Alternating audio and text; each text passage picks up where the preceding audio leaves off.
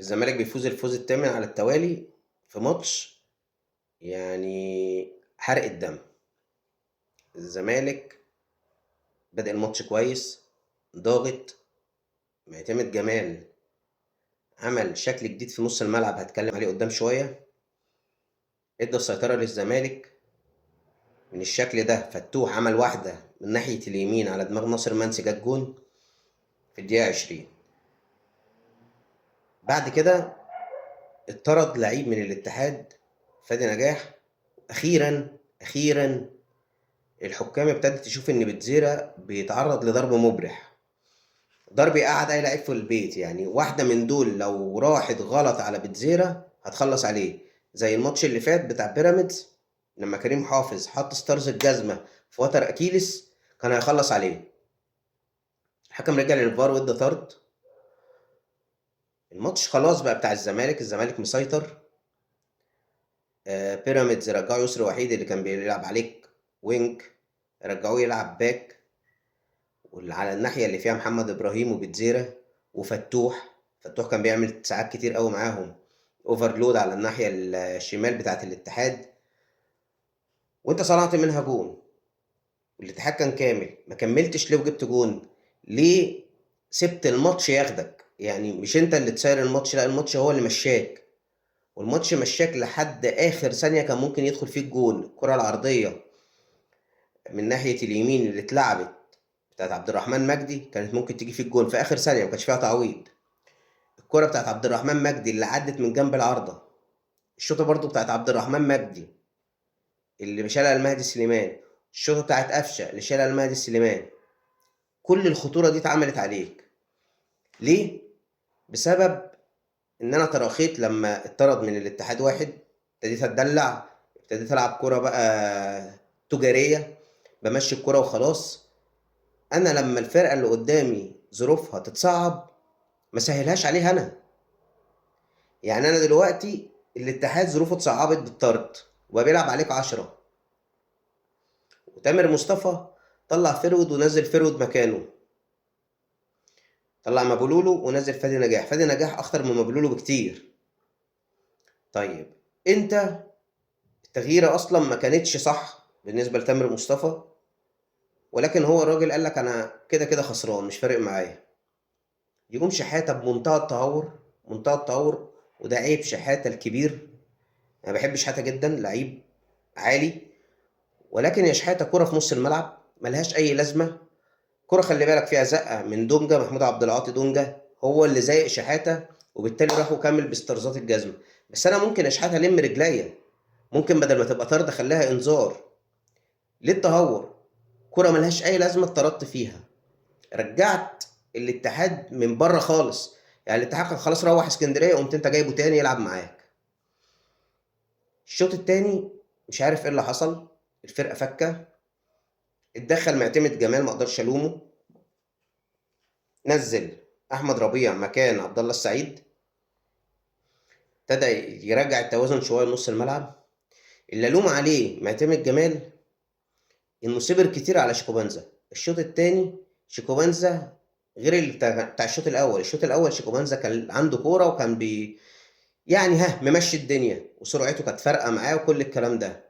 الشوط الثاني معتمد جمال انا عارف ان هو راهن برضو ان شيكوبانزا مع الاجهاد ومع الضغط بتاع الاتحاد قدام هيروح يجيب جون او هيعمل هجمه خطيره.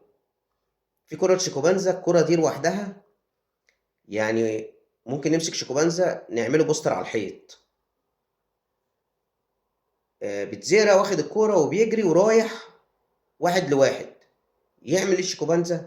يقف كأنه مدافع. الكرة خبطت في المدافع بتاعت الاتحاد، رجع جت في رجل شيكوبانزا، اتحسبت اوفسايد على الزمالك. الكرة كانت جون. يعني شيكوبانزا كان بحركة صغيرة فيها شوية ذكاء كان فاتح عرض الملعب كده.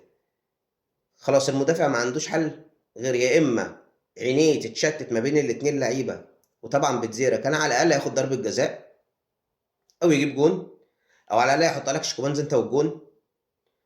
انما بتحرك غبي بوظت الطبخه كلها. نرجع للشوط الثاني. معتمد جمال كان بيحاول ينقذ ما يمكن انقاذه. الزمالك الشوط الثاني كان ممكن يدخل في جون، وممكن يدخل فيه التاني كمان. ليه؟ قفشه بصراحه تامر مصطفى عمل الشوط التاني عالمي، مدرب الاتحاد. قفشه عمل اوفرلود على الناحيه بتاعت محمد ابراهيم، نفس اللي معتمد عمله الشوط الاول تامر مصطفى رجع ردهوله الشوط التاني. ابتدى محمد ابراهيم قله الخبره ظهرت عليه شويه في الشوط التاني، مجهود، انما الخبره كانت برضو مقصره معاه. يسري وحيد عمل ماتش كويس، قفشه كان عالي قوي النهارده، وبالتالي عمل خطوره من الناحيه دي. ابتدى معتمد ينزل عدي الدباغ عشان يسند مع محمد ابراهيم، وطلع شيكوبانزا بره، ونزل جاب بتزيرة ناحية الشمال علشان يدافع مع بنتايج. وطبعا ده حاجة ما كانتش صحية أبدا، لأن بتزيرة اضطر إن هو يدافع. بتزيرة مش قوي دفاعيا، إنما هو بيحاول، بس أنت خلاص خنقت بتزيرة في الحتة دي. نزل محمد السيد مكان فتوح عشان يمسك نص الملعب بربيع والسيد. في الآخر طلع ناصر منسي ونزل عدي الدباغ عشان يقفل نص الملعب شوية.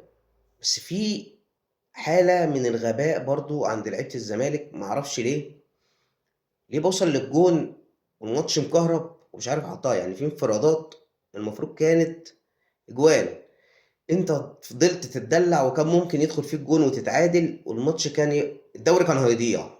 يعني الماتش ده كان هيضيع كل اللي انت بتعمله، لان الماتشات اللي بتبقى في ايدك وتضيع منك دي، ده الانديكيشن اللي بيخليك تقول ان خلاص الدوري كده، بدل ما انت كنت شايفه قريب يبدأ يبعد منك. لو خسرت في ماتش انت بادئ فيه وحش، ظروف الماتش مش مساعداك، كل الكلام الجميل ده ماشي، هو ماتش مفيش فرقة بتكسب على طول.